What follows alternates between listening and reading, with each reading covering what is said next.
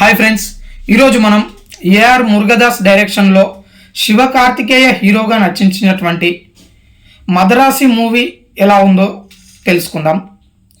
Madharaasi movie trailer చూసిన తర్వాత ఇదేదో చాలా ఎక్స్పెరిమెంటల్ మూవీలా ఉంది అని అయితే చూడడం జరిగింది. కానీ చూసిన తర్వాత ఒకటైతే అర్థమైంది, హీరో శివకార్తికేయ మాత్రం తన పర్ఫార్మెన్స్ అయితే ఇచ్చి పడేశాడని చెప్పవచ్చు. కానీ ఏఆర్ మురుగదాస్ లాంటి డైరెక్టర్ నుంచి ఇటువంటి మూవీ వస్తుందని అయితే నేనైతే అస్సలు ఎక్స్పెక్ట్ చేయలేదు భయ. ఎందుకంటే అసలు స్టోరీ అనేది ప్రేక్షకులు రాబోయే సీన్స్ ముందుగానే ఊహించేటట్టుగా ఉంటాయి. సినిమా స్టార్టింగ్లోనేమో మనము టీజర్లో చూసిన విధంగా గన్స్తో వస్తున్నటువంటి తమిళనాడుకి కంటైనర్స్ని ఆపడానికే స్టోరీ మొత్తం ఉంటుంది.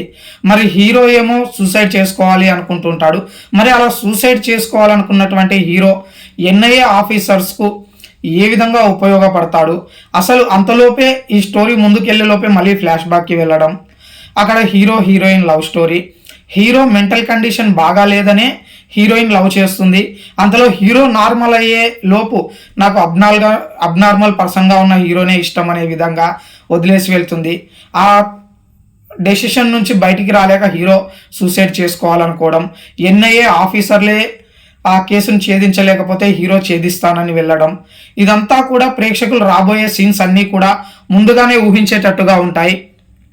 ముఖ్యంగా చెప్పాలంటే ఈ స్టోరీ అయితే ఒక మాస్ స్టోరీగా రాసుకున్నప్పటికీ కూడా అంతగా అయితే మాస్ ఎలివేషన్స్ హీరోకి విలన్కి ఇచ్చారు తప్ప స్టోరీలో అయితే మాస్ అనేది కనిపించలేదు.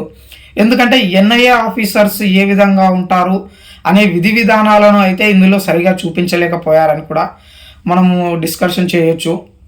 ముఖ్యంగా హీరో శివకార్తికేయ తన పర్ఫార్మెన్స్తోనే ఆకట్టుకున్నాడు. తర్వాత విద్యుత్ జమీల్ విలన్గా కూడా చాలా స్టైలిష్గా ఉన్నాడు. అతని పర్ఫార్మెన్స్ కూడా చాలా బాగా ఉంది. ఇక హీరో విలన్ మధ్యలో వచ్చే ఫైట్ సీన్స్ మాత్రం చాలా బాగుంటాయి. వీళ్ళిద్దరి కోసం మాత్రమే ఈ సినిమాని అయితే చూడొచ్చు.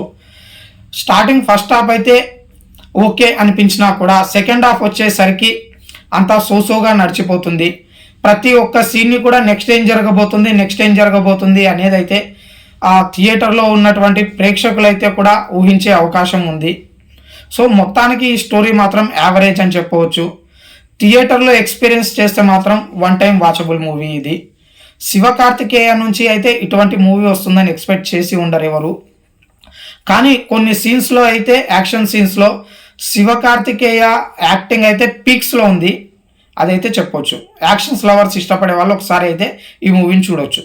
హాయ్ ఫ్రెండ్స్, ఈరోజు మనం ఏఆర్ మురుగదాస్ డైరెక్షన్లో శివకార్తికేయ హీరోగా నటించినటువంటి మదరాసి మూవీ ఎలా ఉందో తెలుసుకుందాం. మదరాసి మూవీ ట్రైలర్ చూసిన తర్వాత ఇదేదో చాలా ఎక్స్పెరిమెంటల్ మూవీలా ఉంది అని అయితే చూడడం జరిగింది. కానీ చూసిన తర్వాత ఒకటైతే అర్థమైంది, హీరో శివకార్తికేయ మాత్రం తన పర్ఫార్మెన్స్ అయితే ఇచ్చి పడేశాడని చెప్పవచ్చు. కానీ ఏఆర్ మురుగదాస్ లాంటి డైరెక్టర్ నుంచి ఇటువంటి మూవీ వస్తుందని అయితే నేనైతే అస్సలు ఎక్స్పెక్ట్ చేయలేదు భయ. ఎందుకంటే అసలు స్టోరీ అనేది ప్రేక్షకులు రాబోయే సీన్స్ ముందుగానే ఊహించేటట్టుగా ఉంటాయి. సినిమా స్టార్టింగ్లోనేమో మనము టీజర్లో చూసిన విధంగా గన్స్తో వస్తున్నటువంటి తమిళనాడుకి కంటైనర్స్ని ఆపడానికే స్టోరీ మొత్తం ఉంటుంది. మరి హీరో ఏమో సూసైడ్ చేసుకోవాలి అనుకుంటుంటాడు. మరి అలా సూసైడ్ చేసుకోవాలనుకున్నటువంటి హీరో ఎన్ఐఏ ఆఫీసర్స్కు ఏ విధంగా ఉపయోగపడతాడు, అసలు అంతలోపే ఈ స్టోరీ ముందుకెళ్ళే లోపే మళ్ళీ ఫ్లాష్ బ్యాక్కి వెళ్ళడం, అక్కడ hero heroine love story, hero mental condition బాగా లేదనే హీరోయిన్ లవ్ చేస్తుంది.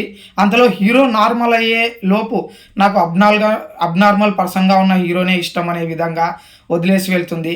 ఆ డెసిషన్ నుంచి బయటికి రాలేక హీరో సూసైడ్ చేసుకోవాలనుకోవడం, ఎన్ఐఏ ఆఫీసర్లే ఆ కేసును ఛేదించలేకపోతే హీరో ఛేదిస్తానని వెళ్ళడం, ఇదంతా కూడా ప్రేక్షకులు రాబోయే సీన్స్ అన్నీ కూడా ముందుగానే ఊహించేటట్టుగా ఉంటాయి. ముఖ్యంగా చెప్పాలంటే ఈ స్టోరీ అయితే ఒక మాస్ స్టోరీగా రాసుకున్నప్పటికీ కూడా అంతగా అయితే మాస్ ఎలివేషన్స్ హీరోకి విలన్కి ఇచ్చారు తప్ప స్టోరీలో అయితే మాస్ అనేది కనిపించలేదు. ఎందుకంటే ఎన్ఐఏ ఆఫీసర్స్ ఏ విధంగా ఉంటారు అనే విధి విధానాలను అయితే ఇందులో సరిగా చూపించలేకపోయారని కూడా మనము డిస్కషన్ చేయొచ్చు. ముఖ్యంగా హీరో శివకార్తికేయ తన పర్ఫార్మెన్స్తోనే ఆకట్టుకున్నాడు. తర్వాత విద్యుత్ జమీల్ విలన్గా కూడా చాలా స్టైలిష్గా ఉన్నాడు. అతని పర్ఫార్మెన్స్ కూడా చాలా బాగా ఉంది. ఇక హీరో విలన్ మధ్యలో వచ్చే ఫైట్ సీన్స్ మాత్రం చాలా బాగుంటాయి. వీళ్ళిద్దరి కోసం మాత్రమే ఈ సినిమానైతే చూడొచ్చు. స్టార్టింగ్ ఫస్ట్ హాఫ్ అయితే ఓకే అనిపించినా కూడా సెకండ్ హాఫ్ వచ్చేసరికి అంతా సోసోగా నడిచిపోతుంది. ప్రతి ఒక్క సీన్ని కూడా నెక్స్ట్ ఏం జరగబోతుంది అనేది అయితే ఆ థియేటర్లో ఉన్నటువంటి ప్రేక్షకులైతే కూడా ఊహించే అవకాశం ఉంది.